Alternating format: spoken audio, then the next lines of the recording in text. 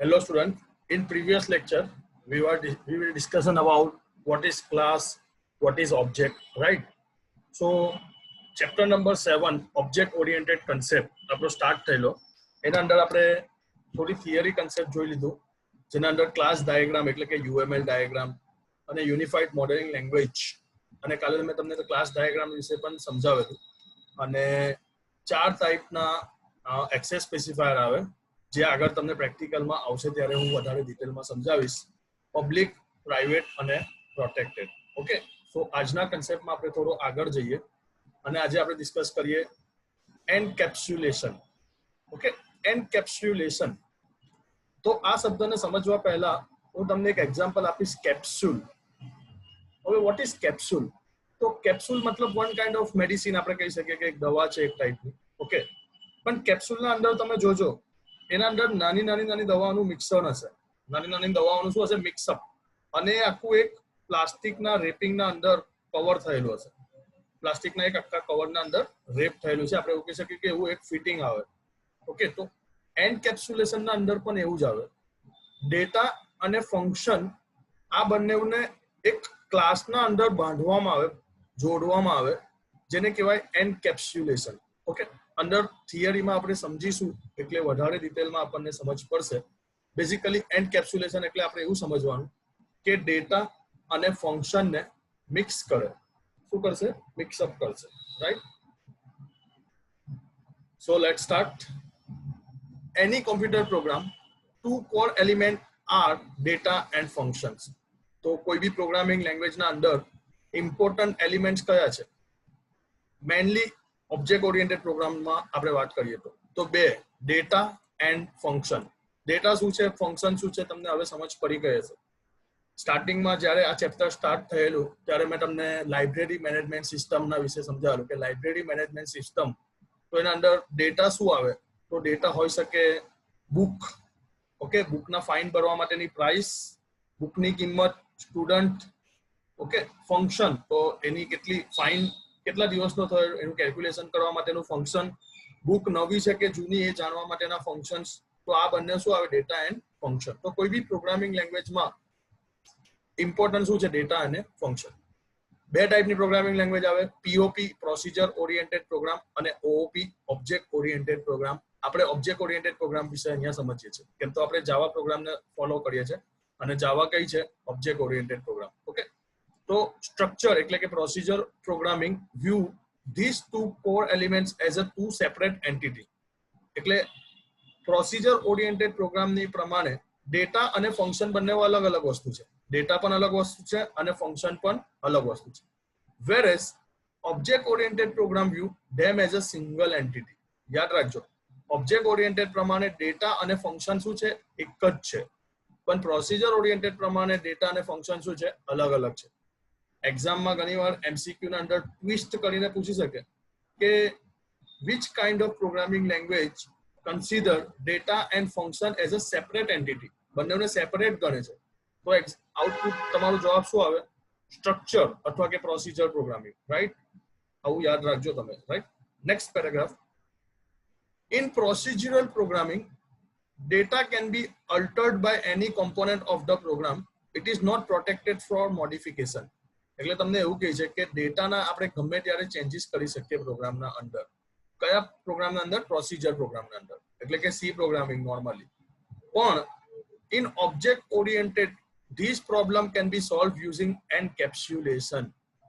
તો આ એક પ્રોબ્લેમ હતી કે ડેટાને ગમે ત્યારે ચેન્જ કરવું તો પ્રોબ્લેમ થઈ જાય. જેવી રીતે હું તમને એક એક્ઝામ્પલ આપું. ડેટા, અત્યારે મેં તમને કીધું લાઇબ્રેરી મેનેજમેન્ટ સિસ્ટમ, આપણે લાઇબ્રેરીના રિલેટેડ કોઈ સિસ્ટમ બનાવીએ, પ્રોગ્રામ બનાવીએ, તો એના અંદર આપણો ડેટા શું હશે? કે તો બુક ને બુકની ફાઇન ઇન્ફોર્મેશન, રાઈટ? કે ચાર્જીસ કેટલા લેવાના, એક દિવસ લેટ આપે તો 2 દિવસ લેટ આપે તો. તો હવે હું તમને કહું કે આ પ્રોગ્રામ આપણે સી પ્રોગ્રામિંગના પોઈન્ટ ઓફ વ્યૂ બનાવીએ તો શું થશે? સી પ્રોગ્રામિંગ પ્રમાણે સપોઝ આજથી 5 વર્ષ પહેલા ફાઇનના જે ચાર્જીસ હતા એ 10 રૂપિયા હતા એક દિવસના. હવે આજે વધીને 50 થઈ ગયા. તો ડેટાના અંદર હું 50 કરી નાખું તો મારા જૂના બી એ 50 નો જ કન્સિડર કરશે. એટલે 5 વર્ષ રેકોર્ડ જૂનો બી જોઉં તો એ શું કન્સિડર કરશે? 50. કેમ તો ડેટા પણ અલગ વસ્તુ છે અને ફંક્શન પણ અલગ વસ્તુ છે. પણ હું ઓબ્જેક્ટ ઓરિએન્ટેડ પ્રોગ્રામિંગથી આ પ્રોગ્રામ બનાવું ને તો મને આજનો રેકોર્ડ પ્રમાણે 50 મળે, પણ હું 5 વર્ષ જૂના રેકોર્ડ પ્રમાણે જોઉં તો મને કેટલું મળે 10. કેમ તો હું શેનો યુઝ કરું છું? ઓબ્જેક્ટ ઓરિએન્ટેડનો, એટલે કે હું એન્કેપ્સ્યુલેશનનો યુઝ કરું. આગળ પ્રેક્ટિકલી હું તમને વધારે ડિટેલમાં સમજાવીશ, ડોન્ટ વરી. અને જ્યારથી ક્લાસ ફિઝિકલ થશે ત્યારે તો હું તમને આખું એક ગ્રાફિકલ રિપ્રેઝન્ટ સમજાવીશ, ત્યારે તમને પરફેક્ટ આઈડિયા આવશે. Okay, here data and the method that manipulate data are guarded against modification or misuse by other component of the program. એટલે ઇન શોર્ટ એવું કહે છે કે ડેટાને ચેન્જીસ કરવા દેતો નથી. કોણ? Object oriented program. Okay, this mechanism of providing protection to data and method of program is called encapsulation. એટલે encapsulation ની બીજી ડેફિનેશન શું છે? તો mechanism of providing protection to data and method of program is called encapsulation. Okay, MCQ માં પૂછી શકે encapsulation નું કામ શું? તો પ્રોટેક્શન આપવાનું. કોનું? ડેટા અને methods, right? This is possible by wrapping data and method into single unit known as class. તમને મેં સ્ટાર્ટિંગમાં જ કીધું, ડેટા અને ફંક્શનને એક ક્લાસમાં આપણે બનાવી દઈએ, જેને શું કહેવાશે? એન્કેપ્સ્યુલેશન. મેં તમને કેપ્સ્યુલનો જે એક્ઝામ્પલ આપ્યું, કે કેપ્સ્યુલના અંદર શું હોય? અલગ અલગ દવાનું મિક્સઅપ હોય અને બહાર આખું રેપિંગ હોય પ્લાસ્ટિકનું. તો અહીંયા બી શું હોય? ઘણા બધા ડેટા હોય અને ઘણી બધી મેથડ હોય, એને એક સિંગલ યુનિટમાં મિક્સ કરી દે, જેને શું કહેવામાં આવે? ક્લાસ. ઓકે, અને એ ક્લાસ કેવું હોય? પ્રાઇવેટ. તો આ સ્ટેટમેન્ટ હું પાછું વાંચું છું કે encapsulation is possible by wrapping data and method into a single unit known as class and declaring them as private. Private, public, protected અને પેકેજ, આ ચાર ટાઈપના શું છે? એક્સેસ સ્પેસિફાયર, જેના સિમ્બોલ મેં તમને કાલે યાદ કરાવેલા એક ટેકનિકની મદદથી. પબ્લિક, તો પબ્લિકનો સિમ્બોલ શું યાદ રાખવાનો? પ્લસ. ઓકે, પછી પ્રાઇવેટ, તો પબ્લિકનું ઓપોઝિટ શું? પબ્લિકનું ઓપોઝિટ ભાઈ, પબ્લિકનું ઓપોઝિટ પ્રાઇવેટ, તો પ્રાઇવેટ પ્લસનું ઓપોઝિટ માઇનસ. ઓકે, આ સિમ્બોલ તમને યાદ થઈ ગયા. પ્રોટેક્ટેડ, પ્રોટેક્ટેડના અંદર ટી આવ્યું ને ટ્વિટરના અંદર બી ટી આવે, તો હેશટેગ. પ્રોટેક્ટેડ માટે કયો સિમ્બોલ છે? હેશટેગ. અને છેલ્લું કયું રહી ગયું? પેકેજ. પેકેજ માટે શું આવશે? તો ભાઈ ટાઇલ સિમ્બોલ. દર વર્ષના પેપર તમે જોઈ લો, છેલ્લા 10 વર્ષના 15 વર્ષના જેટલા બી, જ્યારથી આ બુક તમારી એપ્લાય થઈ છે, ગમે તે રીતે બોર્ડના એક્ઝામ પેપરના અંદર આ સવાલ હશે હશે હશે ને હશે જ. ઓકે, સિમ્બોલ યાદ રાખવાનો કે ભાઈ પ્લસનો સિમ્બોલ કયો? પ્લસ. પ્લસ એટલે સરવાળો કરે, વધારો કરે, પબ્લિક. માઇનસનો સિમ્બોલ પ્રાઇવેટ, પ્રોટેક્ટેડ માટે હેશટેગ અને પેકેજ માટે ટાઇલ સિમ્બોલ, રાઈટ? આ સિમ્બોલ મેં તમને કાલે સમજાવેલા. ચાલો, તો આપણે કન્ટિન્યુ કરીએ. Private member of the class are not available directly to outside world. Definitely કોઈ બી પ્રાઇવેટ વસ્તુ આપણે બહાર ડિક્લેર નહીં કરી શકીએ. ઓકે, આપણે બહાર એનો યુઝ નહીં કરી શકીએ. ખાલી આપણા પૂરતું અથવા આપણા જે કોઈ અંડરના માણસો, એ લોકોને આપણી પ્રાઇવેટ વસ્તુ અને પ્રાઇવેટ વાત ખબર હોય. Okay, if necessary the data is made available via public method. જો આપણે બહાર એક્સેસ કરાવવું હોય તો એને કેવું બનાવવું પડે? પબ્લિક બનાવવું પડે. Okay, thus encapsulation provide data hiding capacity. એટલે આપણે એવું કહી શકીએ કે encapsulation શું કરે છે? તો encapsulation data hiding ની કન્સેપ્ટને ફોલો કરે છે. ઓકે, આગળ તમને પબ્લિક પ્રાઇવેટ વિશે આગળ આવવાનું જ છે. આ લોકો એવું જ કહે છે, we will study about class and private public data member in later chapter. Okay, ચાલો, encapsulation નો છેલ્લો paragraph. Encapsulation keep the data safe from unintended action and independent access by outside object. In short, data ને શું કરે છે? Safe રાખે છે. Unlike procedure programming, where common data areas are often used for sharing information, object-oriented programming discovers direct access to common data. Okay, એટલે કે global variable નો અહીંયા concept આવે. ઇન શોર્ટ, હું તમને એવું કહી શકું કે એન્કેપ્સ્યુલેશન નો મેઇન કામ શું? તો એન્કેપ્સ્યુલેશન એટલે ડેટા અને ફંક્શનને એક યુનિટ બનાવે. આ યુનિટને ક્લાસ કહેવાય. ક્લાસ હંમેશા પ્રાઇવેટ હોય, આપણે એને પબ્લિક બી બનાવી શકીએ એઝ અવર રિક્વાયરમેન્ટ. ઓકે, અને એનો મેઇન યુઝ શું? તો ડેટાને સેફ રાખે. આઈ હોપ સો તમને એન્કેપ્સ્યુલેશનમાં સમજ પડી હશે. નહીં સમજ પડે તો તમે મને કમેન્ટમાં પૂછી શકો છો, હું તમને ડેફિનેટલી એ સમજાવીશ. ચલો, આજનો છેલ્લો એક ટોપિક આપણે લઈ લઈએ, ડેટા એબ્સ્ટ્રેક્શન. તો આ બધા શબ્દ તમારા માટે નવા છે, ડેફિનેટલી મને ખબર છે. જ્યારે object oriented concept chapter number 7 start થયેલું ત્યારે મેં તમને 4 શબ્દ વિશે સમજાવેલા કે ઓબ્જેક્ટ ઓરિએન્ટેડ પ્રોગ્રામિંગના અંદર 4 નવા શબ્દ છે જે તમને લાઈફમાં કદાચ પહેલી વાર સાંભળ્યા હશે, પણ જે લોકો પ્રોગ્રામિંગ ફિલ્ડના અંદર જશો એ લોકો પછી રોજ સાંભળશે. કયા 4? તો પહેલું હતું ઓબ્જેક્ટ એન્ડ ક્લાસ, પછી ડેટા એબ્સ્ટ્રેક્શન, ઉપર એન્કેપ્સ્યુલેશન, આગળ આવશે ઇનહેરિટન્સ.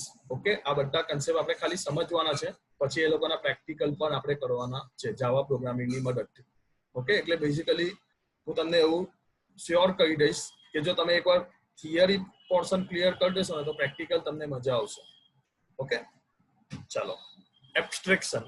એબ્સ્ટ્રેક્શન એટલે હું તમને પહેલા થોડું ઓવરવ્યુ આપી દઉં what is exact meaning of abstraction. Abstract નો મિનિંગ થાય હાઇડ કરવું, છુપાવવું. Okay, let's say example, real life example તમને કહું તો ટીવી નું રિમોટ.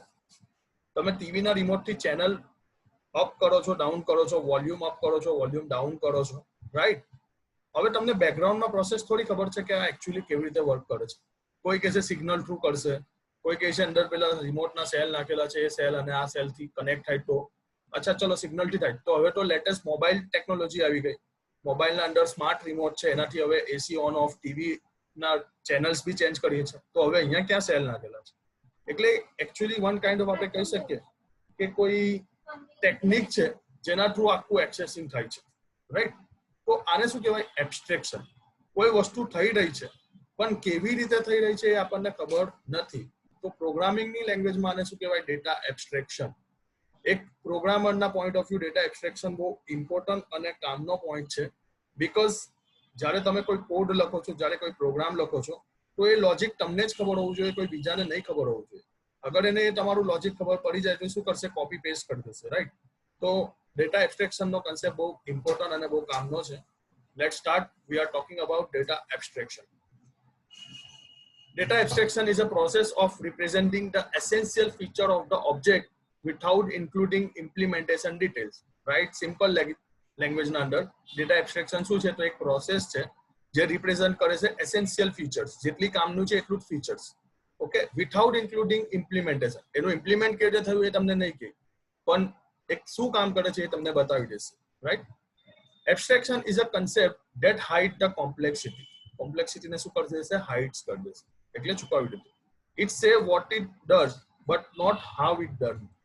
એ તમને એવું કહેશે કે આવી રીતે થાય છે. ઓકે, તમને એવું કહેશે કે શું કરવાનું છે એ કહેશે, પણ કેવી રીતે કરવાનું છે, કેવી રીતે થયું એ નહીં કહે, રાઈટ? જેવી રીતે આપણે કોઈને ફોન કરીએ છીએ, કોલ કરીએ છીએ, તો એના બેકગ્રાઉન્ડની પ્રોસેસ આપણને નથી ખબર, પણ આપણને ખબર છે હા આવી રીતે કોલ કરી શકીએ છીએ. તો it is one kind of data abstraction. હવે હું તમને જે ટીવી નું રિમોટ, ટેલિવિઝન રિમોટનું એક્ઝામ્પલ આપ્યું એ આ સેકન્ડ પેરેગ્રાફમાં અહીંયા એ લોકો સમજાવે છે. હું તમને ફાસ્ટ એક્સપ્લેન કરી દઉં. Let's take one real life example of television set. We can turn television set is on and off, change channel, adjust volume, but we don't know how it is internal detail like how it is receive signals over the air or through cable, how it translate from the finally display them on the screen. Thus, there is a clear separation of internal implementation of television set from its to external interface. Okay? એટલે આમાંથી basically હું એટલે fast તમને કરું છું કે આમાંથી કંઈ પૂછાતું નથી. જસ્ટ મેં તમને જે એક્ઝામ્પલ આપ્યું તે અહીંયા સમજાવે છે. ટીવીનું વોલ્યુમ અપ કરો, રિમોટથી ડાઉન કરો, ચેનલ ડાઉન કરો, અપ કરો, એ ઇન્ટરનલ પ્રોસેસ છે. એ તમને નહીં ખબર હોય, તમને તો શું ખબર હોય? ખાલી એક્સટર્નલ પ્રોસેસ. એટલે લાસ્ટ લાઇનમાં એ લોકો કહે છે we can play with it via external interface like power button, channel, charger, volume control without having any knowledge of internals. આપણને ડિટેલ્સમાં એની કોઈ નોલેજ હોતું નથી. તો આ શું થઈ ગયું? Data abstraction. ડેટા એબ્સ્ટ્રેક્શનનો બીજો એક એક્ઝામ્પલ આપેલો છે, હું તમને અહીંયા થર્ડ પેરેગ્રાફમાં સમજાવું છું. Data abstraction thus is a technique that relies on the separation of interface and implementation. અચ્છા, ઇન્ટરફેસ અને ઇમ્પ્લિમેન્ટેશન શબ્દ પાછા નવા આગળ આવશે, હું સમજાવી દઈશ, don't worry. It is not new concept of programming. Actually આ લોકો એવું કહે છે કે નવો કન્સેપ્ટ નથી, પણ હું તમને કહું તમારા માટે નવો કન્સેપ્ટ છે, ડોન્ટ વરી. હું તમને આગળ સમજાવીશ. અચ્છા, અહીંયા ડાયરેક્ટ એક્ઝામ્પલ સમજો. SQRT 25 સી પ્રોગ્રામિંગમાં તમે આવું લખો ને તો આનો જવાબ આવે 5. હવે આનું લોજિક તમને થોડી ખબર છે. તમે ડાયરેક્ટ અહીંયા 25 ની જગ્યા પર 49 લખો તો જવાબ કેટલો આવી જશે? 7. 81 લખો તો જવાબ કેટલો આવી જશે? 9. 100 લખશો તો જવાબ કેટલો આવી જશે? 10. તો તમને શું ખબર છે? SQRT ફંક્શનનો યુઝ કરવાનો છે, જેનાથી આપણને એનો રૂટ, સ્ક્વેર રૂટ નો રૂટ મળી જાય, રાઈટ? કેવી રીતે મળ્યું એ નથી ખબર. તો શું થઈ ગયું? One kind of interface. આપણે કહી શકીએ one kind of data abstraction. Okay, ચાલો next paragraph. A user-defined function with necessary input data parameter also provide data abstraction.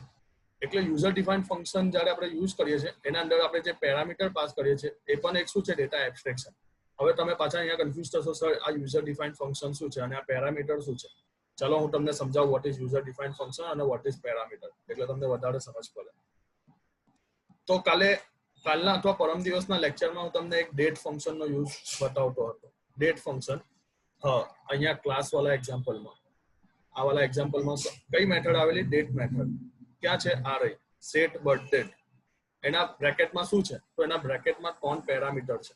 અહીંયા હું લખું છું સેટ બર્થ ડેટ.